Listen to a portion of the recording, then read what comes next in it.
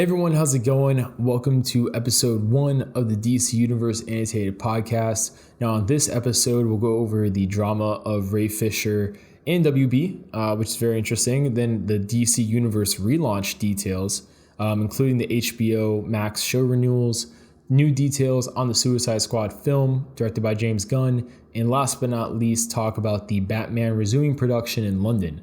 Now, if you're listening on YouTube, the first 3 segments are uploaded at 4 p.m., 6 p.m., and 8 p.m. Eastern Time, respectively, every Monday. So if you'd like to hear the full audio version, not broken up into segments, including the bonus 4th segment, follow the podcast on either Spotify or SoundCloud. Link should be in the video description, or just search DC Universe Annotated on either Spotify or SoundCloud respectively. It should easily appear, and those versions are published at noon Eastern Time, same day. And by same day, I mean Monday.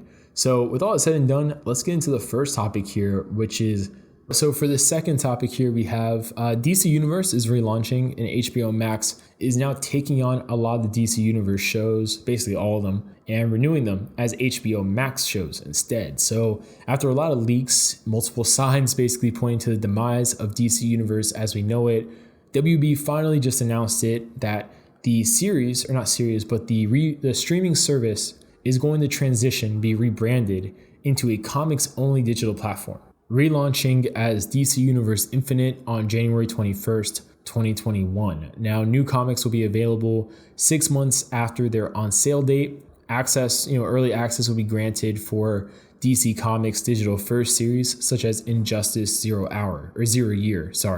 And Jim Lee, publisher and CCO over there, said the following: "Our fans love the platform's robust library of comic books, and with this transformation, we will not disappoint.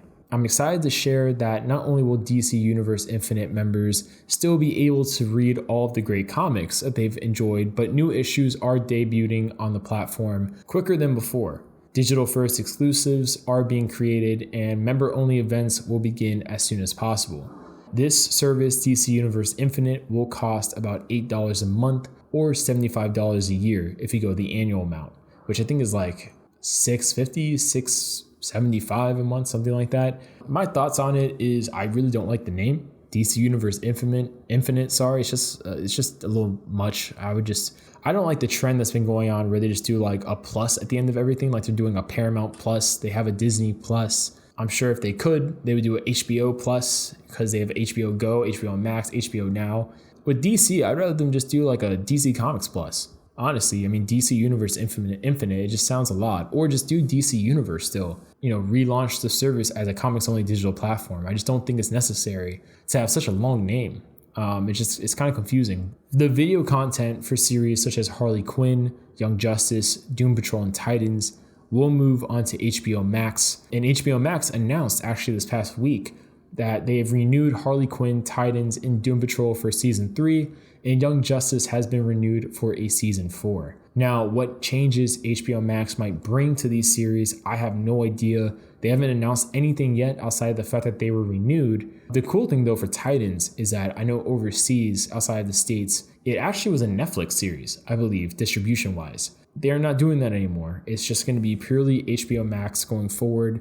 So that's something people have to look forward to, I guess. Now, in terms of the HBO Max shows, I hope they do well. I mean, HBO Max has been dying for some content to really help prop the platform further. I mean, they got smart, I think, with releasing Lovecraft Country same day on HBO Max to really drive usage of it for those that are maybe on HBO Max but not really watching the HBO channel. So I think they're adjusting to it and learning how to best use this new weapon in their arsenal. But yeah, I'm a little disappointed to hear that DC Universe is kind of faltering like this. I guess you could have seen it coming from a mile away, but it's just one of those situations where I really feel for everyone that was a huge DC fan and purchased DC Universe from the get-go. And basically, I mean, they got some good content from it for sure, but it's just that investment in the DC Universe service really didn't last that long, all things considered, for the most part. So I hope this new DC Universe Infinite platform is successful, but I'm not going to be a part of it probably. I'm just going to stick with HBO Max and just, kind of take it from there and wish for the best going forward. So that's kind of it for this episode. Thanks for watching or listening, I guess, potentially, depending on what platform you're on right now, of the DC Universe Annotated podcast. Again, if you're listening on YouTube, the first 3 segments are uploaded at 4, 6, and 8 p.m. Eastern Time every Monday. However, if you're wanting to hear just the full audio version with the bonus 4th segment, not split up into different video segments, just listen to the podcast, follow it on Spotify and SoundCloud.